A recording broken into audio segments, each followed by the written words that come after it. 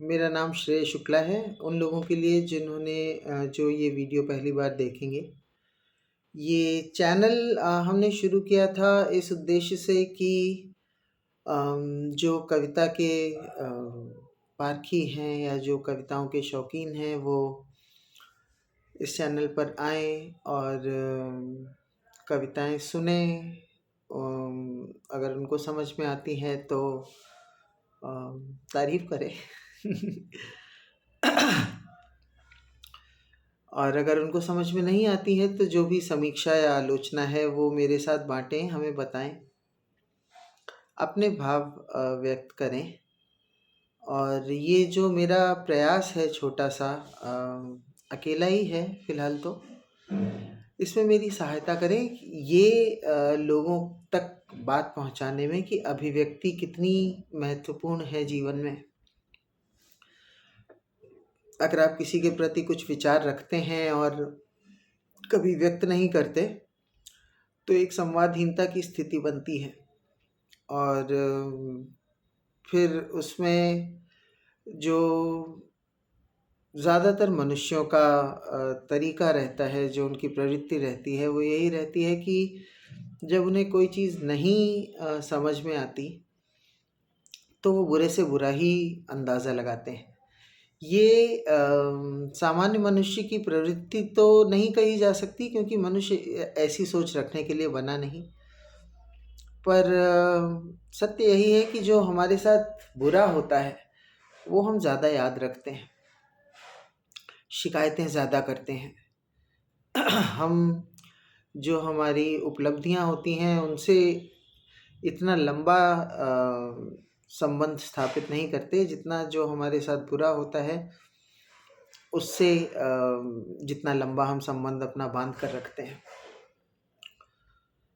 खैर, लोगों ने कहा मेरे दोस्तों ने कहा कि भाई तमाम ज्वलंत सामाजिक मुद्दे हैं और राजनीतिक मुद्दे भी हैं, ये आप प्रेम में ही क्यों घुसे हुए हैं। वजह सीधी सी है, देखिए, प्रेम को परिभाषित करना मेरे वश में नहीं है और ना ही प्रेम को दोबारा से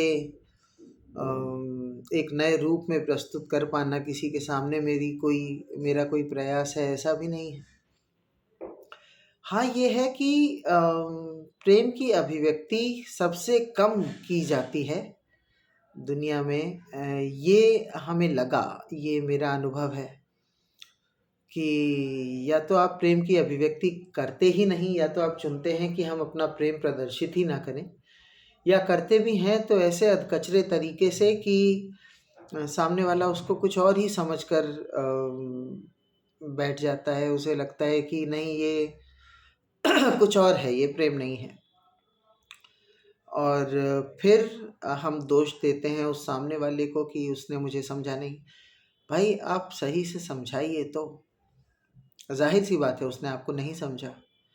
अगर आपकी भावना जो उस व्यक्ति के प्रति थी वो इतनी स्पष्ट थी कि वो समझ जाता और उसी तरीके से वो उसका जवाब देता, तो और क्यों नहीं देता। देखिए, कोई ऐसा नहीं है जिसे प्रेम की कामना नहीं है और ज्वलंत सामाजिक मुद्दों पर या राजनीतिक मुद्दों पर इस तरह की शुरुआत करना हमने श्रेयस्कर नहीं समझा, इस वजह से कि बहुत सारे लोग अपने अपने तरीक़ों से कर रहे हैं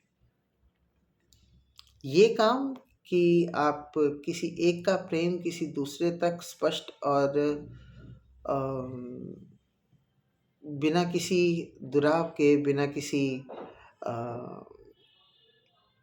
कोई एक भी चीज़ छोड़े बिना किसी और तक पहुंचा पाएँ, ये प्रयास मेरी जानकारी में कोई कर नहीं रहा। और हाँ, समय था जब मेरे लिए किसी ने ये नहीं किया तो हम चाहते हैं कि हम लोगों के लिए करें। खैर, आज की कविता जैसा कि हमने कहा था कि दुख से प्रेरित कविता नहीं होगी अगली वाली। तो हाँ, ये थोड़ा सुख से, थोड़ा मतलब जहाँ पर प्रेमी आशान्वित है, जहाँ पर प्रेमी खुश है, सुखी है अपनी प्रेयसी के अपने जीवन में आने से, वो ये व्यक्त करना चाहता है कि कैसे क्या परिवर्तन उसके जीवन में आए हैं। और केवल देखकर ही, प्रेमिका का चेहरा केवल देखकर ही कितना भरा पूरा सा जीवन उसको महसूस होने लगता है। शुरू करते हैं। तुमको पाकर ऐसे आकर जिंदा सा हो जाता हूँ मैं, आंखों में खो जाता हूँ और पल में खुद को पा लेता हूँ।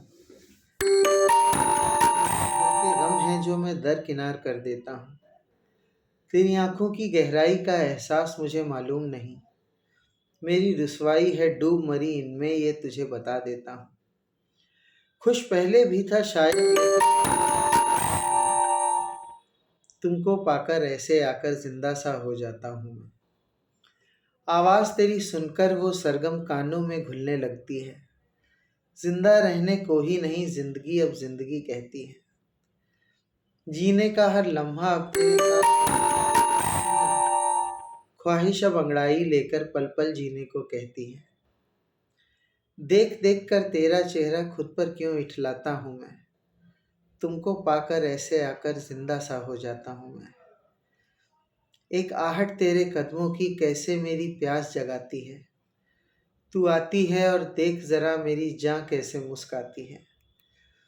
तेरा होना काफी है नजदीकी, शर्त नहीं मेरी चाहत की, हो पास मेरे तो मान भी लूं जन्नत जमीन पर आती है।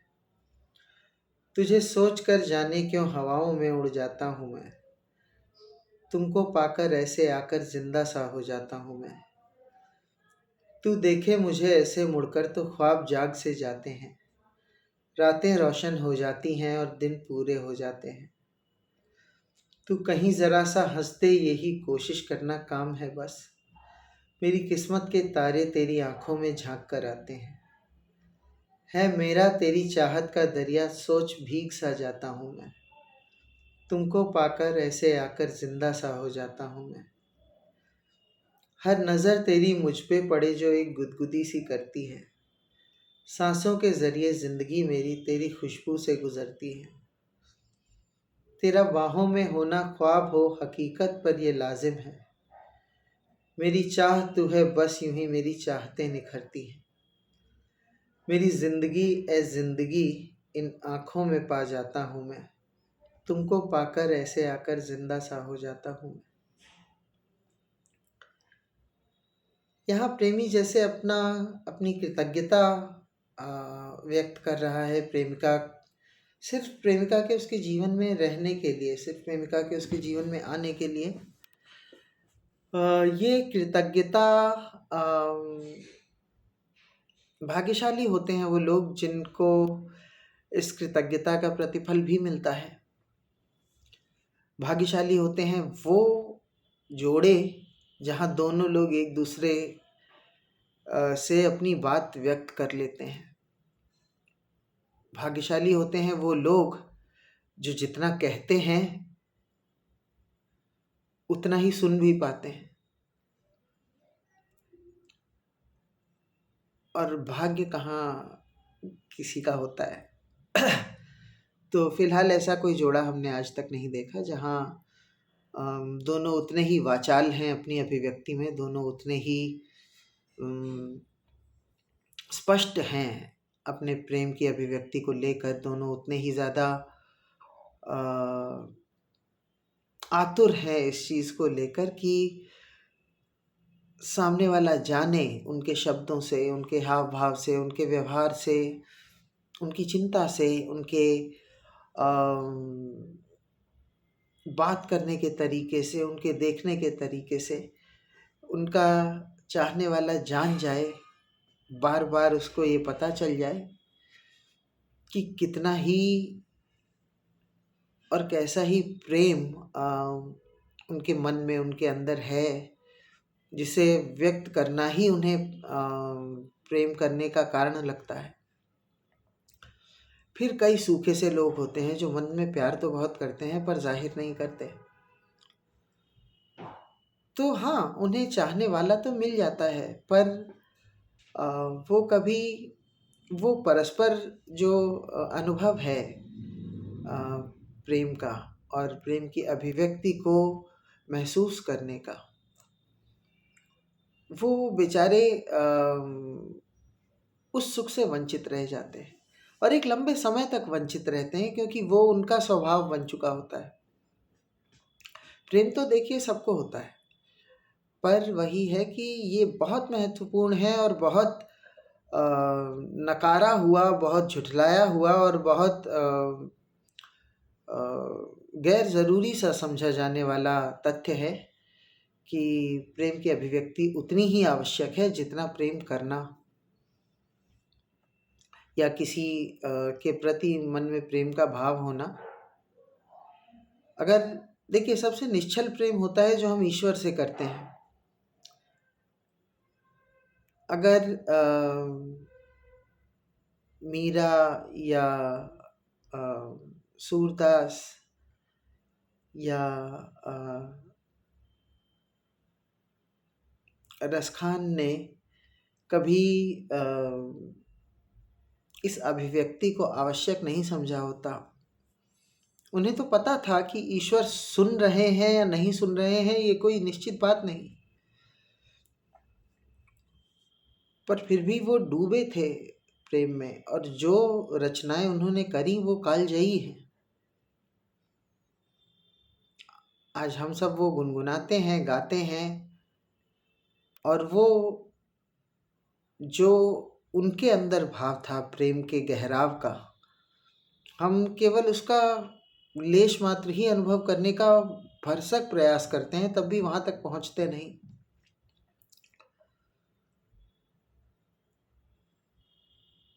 तो जो प्रेम आपके मन में है किसी के लिए, वो व्यक्त करने की आवश्यकता, वो व्यक्त करने की अपरिहार्यता आपको अगर अभी महसूस नहीं हो रही, तो निश्चित है कि वो प्रेम है नहीं।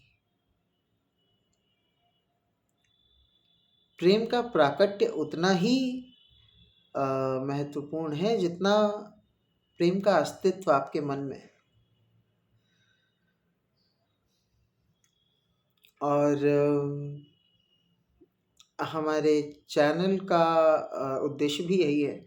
अगर आप किसी से अपनी बात कहना चाहते हैं, ज़रूरी नहीं कि वो प्रेम से संबंधित हो, आप किसी से अपनी बात कहना चाहते हैं तो हमें वो बात आप हमारे ईमेल पर, मेरा ईमेल आईडी है shrey2shukla@gmail.com, shrey2shukla@gmail.com।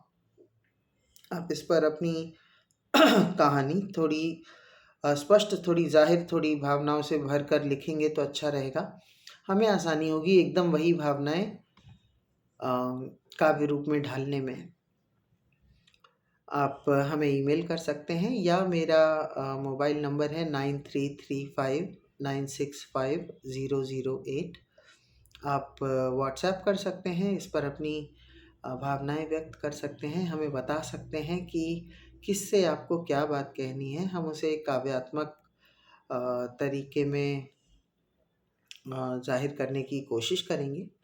यूट्यूब पर एक वीडियो बनाएंगे उस कविता के लिए। आप वो वीडियो अपने उस संपर्क से, उस व्यक्ति से शेयर कर सकते हैं जिससे आपको अपनी बात कहनी है।